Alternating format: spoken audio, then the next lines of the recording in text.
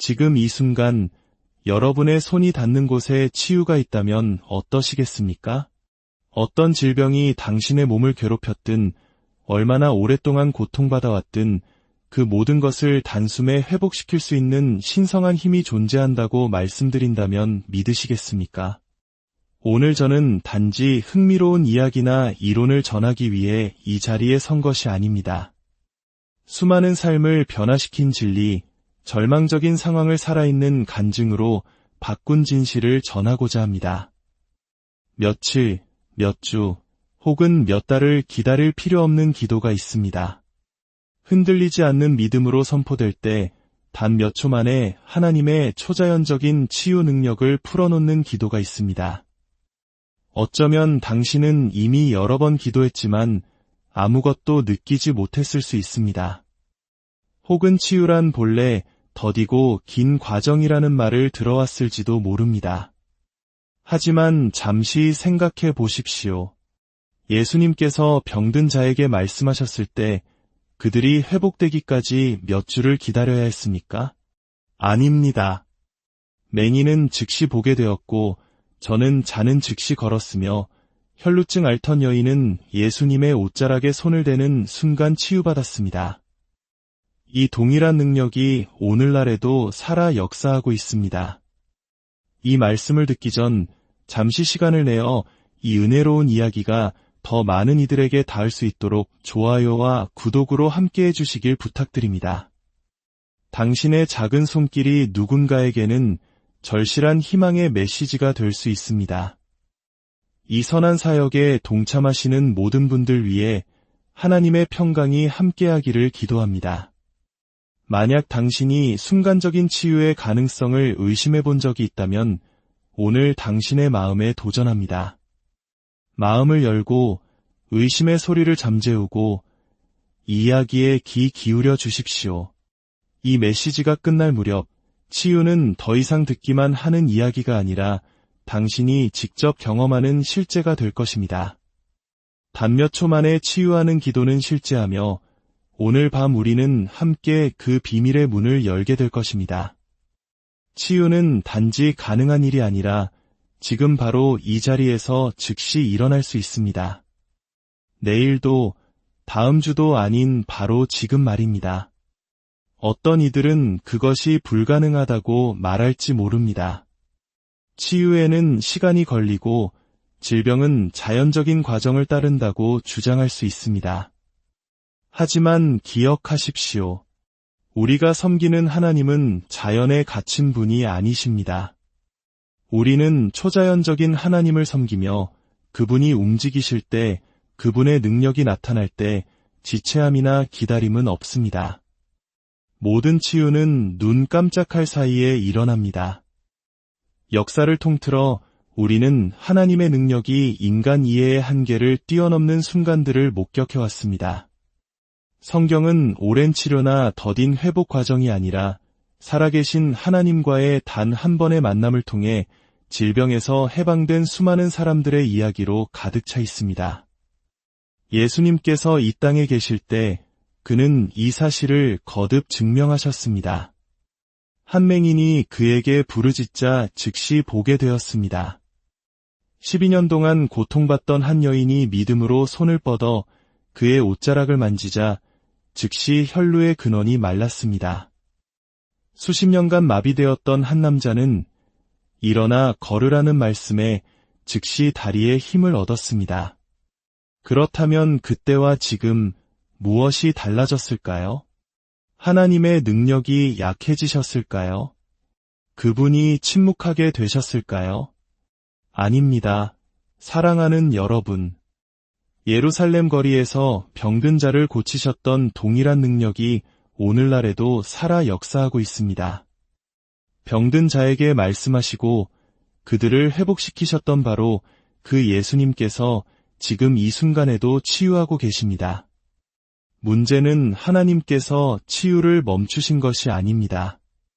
문제는 우리가 믿기를 멈췄다는 것입니다. 우리는 기적을 의심하고 지연을 예상하며 치유가 순간이 아닌 과정이라고 생각하도록 길들여져 왔습니다. 아마도 오랜 고난의 시간을 인내하며 견뎌온 우리 한국인들에게는 즉각적인 변화보다 끈기 있는 기다림이 더 익숙한 태도일지도 모릅니다. 하지만 믿음이 하나님의 능력과 만날 때 거기에는 과정이 없습니다. 오직 완전한 변화만이 있을 뿐입니다. 지금 이 순간 질병과 싸우고 계신 분이 있습니까? 수년간 고통을 짊어지고 계셨나요? 의사로부터 더 이상 희망이 없다는 말을 들으셨습니까? 제 말을 들어보십시오. 암보다 위대한 이름이 있습니다. 심장병보다 강한 이름이 있습니다. 그 어떤 진단보다 더 큰 권세를 지닌 이름이 있습니다. 그 이름은 바로 예수입니다. 우리가 그의 이름을 부를 때 질병은 무릎 꿇을 수밖에 없습니다. 우리가 그의 치유 능력을 선포할 때 질병은 달아나야만 합니다. 많은 신자들이 놓치고 있는 진리가 있습니다. 그리고 그 때문에 그들은 능력 안에서 걸어야 할 삶을 연약함 속에서 살아가고 있습니다. 그 진실은 바로 이것입니다. 하나님께서는 우리에게 질병을 다스릴 권세를 주셨습니다. 단순한 희망이나 가능성이 아니라 실제적이고 유형적인 권세입니다. 예수님께서 이 땅을 걸으실 때 지니셨던 바로 그 권세가 오늘 당신과 저에게 주어졌습니다. 우리가 그것을 이해하고 진정으로 믿을 때 질병은 우리 앞에서 버틸 수 없습니다. 치유는 우리가 간청하는 것이 아니라 예수의 이름으로 명령하는 것입니다. 생각해 보십시오. 예수님께서 질병을 마주하셨을 때 아버지께 치유를 간청하셨습니까? 혹시라도 그 사람이 나을까 하는 희망으로 길고 절박한 기도를 드리셨습니까? 아닙니다. 그는 권세 있게 말씀하셨습니다. 맹인에게 보라 하시니 그들이 보았고 나병 환자에게 깨끗함을 받으라 하시니 질병이 사라졌으며 죽은 자에게 일어나라 하시니 그들이 일어났습니다. 망설임도 지체함도 없었습니다. 왜냐하면 예수님은 하나님의 임재 앞에서 질병이 아무런 힘도 없다는 것을 아셨기 때문입니다. 하지만 많은 사람들이 놓치는 중요한 부분이 있습니다. 예수님은 그 권세를 자신만 가지고 계시지 않았습니다. 그는 그 권세를 우리에게 물려주셨습니다. 누가복음 10장 19절에서 그는 말씀하셨습니다. 내가 너희에게 뱀과 전갈을 밟으며 원수의 모든 능력을 제어할 권능을 주었으니 너희를 해칠 자가 결코 없으리라. 이것은 질병을 포함하여 하나님의 나라에 대항하는 모든 것에 대한 지배권을 우리에게 주셨다는 의미입니다. 또한 마가복음 16장 17대 18절에서는 더 명확히 말씀하셨습니다. 믿는 자들에게는 이런 표적이 따르리니 병든 사람에게 손을 얹은 즉 나으리라. 어쩌면 나을 수도 있다거나 결국에는 나아질 것이라고 말씀하지 않으셨습니다. 나으리라고 약속하셨습니다. 문제는 대부분의 신자들이 이 권세 안에서 걷지 않는다는 것입니다. 그들은 마치 불확실한 것을 구하는 것처럼 혹시 하나님 기분이 좋으시면 응답해 주실지도 모른다는 희망을 가지고 기도합니다. 하지만 예수님은 우리에게 그렇게 기도하라고 가르치지 않으셨습니다. 그는 산을 향해 들리어 바다에 던져지라 하며 그 말하는 것이 이루어질 줄 믿고 마음에 의심하지 아니하면 그대로 되리라고 말씀하셨습니다. 말하고 선포하고 명령하십시오. 왜냐하면 우리가 예수의 이름으로 말할 때 우리는 우리 자신의 힘이 아니라 그의 힘으로 말하는 것이기 때문입니다. 사도행전에는 이 사실을 완벽하게 보여주는 장면이 나옵니다. 베드로와 요한이 성전으로 걸어가다가 태어날 때부터 걷지 못하는 한 남자를 보았습니다. 그는 돈을 구걸하며 자신의 고통 속에서 작은 위안을 찾고 있었습니다. 하지만 베드로는 그를 보고 말했습니다. 은과 금은 내게 없거니와 내게 있는 이것을 내게 주노니 나사렛 예수 그리스도의 이름으로 일어나 걸으라. 그리고 성경은 즉시 그의 발과 발목에 힘이 생겼다고 기록합니다. 그는 일어서려고 애쓰지 않았습니다. 치유가 서서히 나타나기를 기다리지도 않았습니다. 그는 뛰어 일어서서 걷기도 하고 뛰기도 하며 하나님을 찬미했습니다. 베드로가 먼저 멈춰서서 기도했습니까? 이 사람을 치유하는 것이 하나님의 뜻인지 확인해 보겠습니다. 라고 말했나요? 아닙니다. 그는 이미 그것이 하나님의 뜻임을 알고 있었습니다. 그는 예수의 이름 안에 있는 권세를 이미 알고 있었고 믿음으로 행동했기 때문에 그 남자는 단 몇 초 만에 치유받았습니다. 그 동일한 권세가 우리에게 주어졌지만 우리는 너무나 자주 망설이고 제고하며 두려움과 의심이 스며들게 내버려 둡니다. 그리고 우리는 질병에게 실제보다 더 큰 힘을 부여합니다. 하지만 오늘 밤 그것은 바뀝니다. 오늘 밤 당신은 예수 그리스도를 통해 당신에게 주어진 권세 안에서 걷기 시작할 것입니다. 질병은 당신의 몸에 머무를 권리가 없습니다. 그것은 침입자이며 하나님의 능력이 다스려야 할 곳을 불법적으로 점유하려는 세력입니다. 당신이 예수의 권세로 말할 때 그 질병은 떠날 수밖에 없습니다. 내일도 다음 주도 아닌 바로 지금 말입니다. 치유의 문을 여는 열쇠들이 있습니다.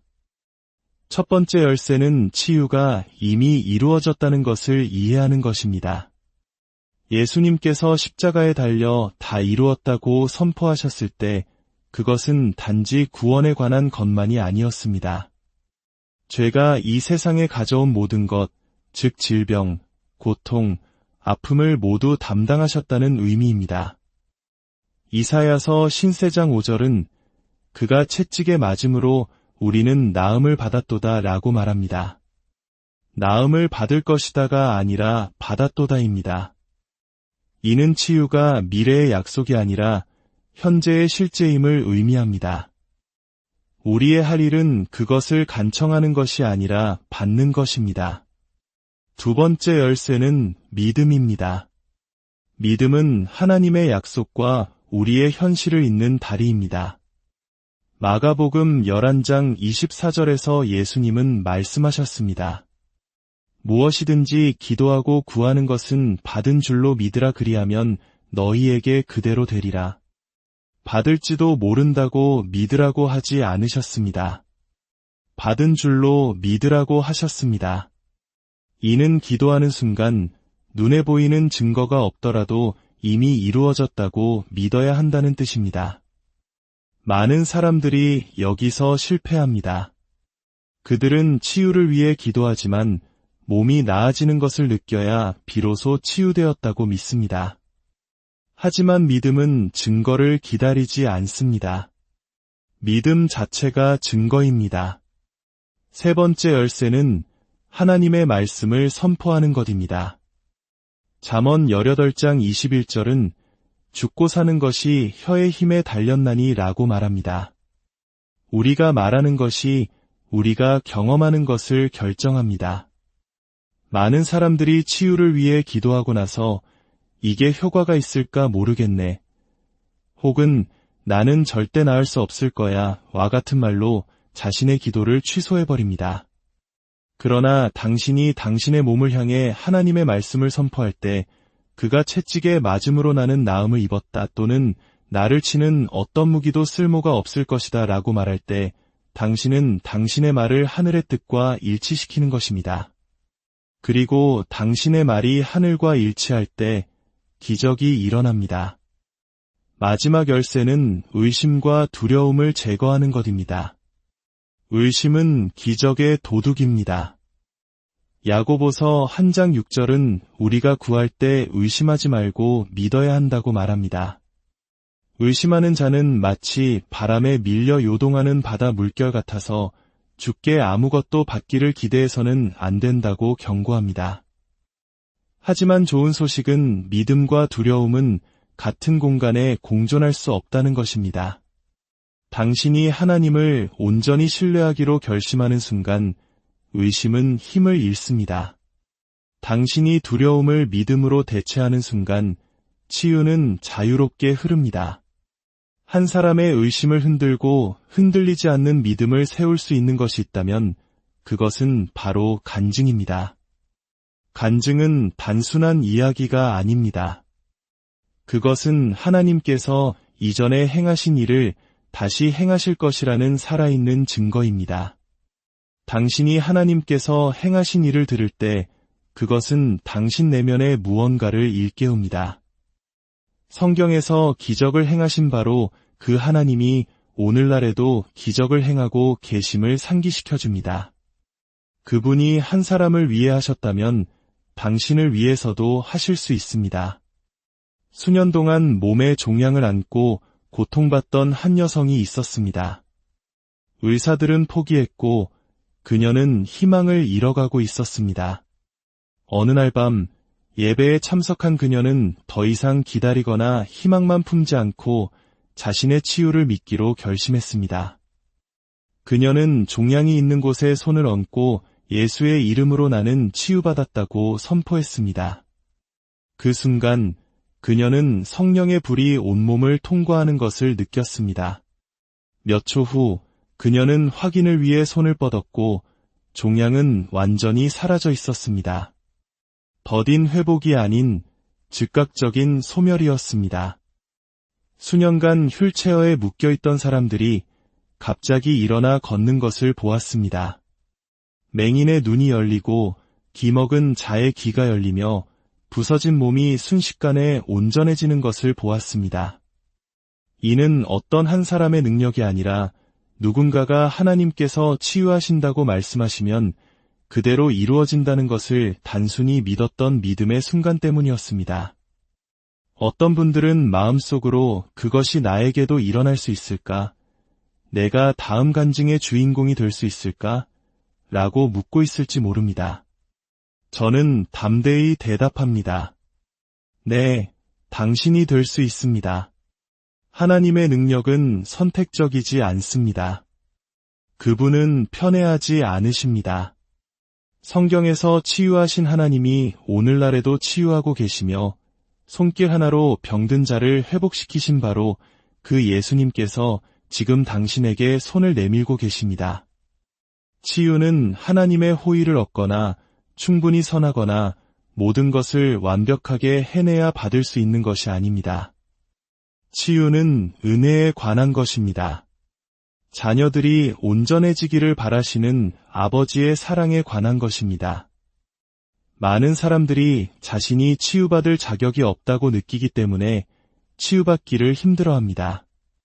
어쩌면 하나님이 자신을 벌하고 계신다고 혹은 기도를 충분히 하지 않았다고 믿는 거짓말에 속고 있습니다.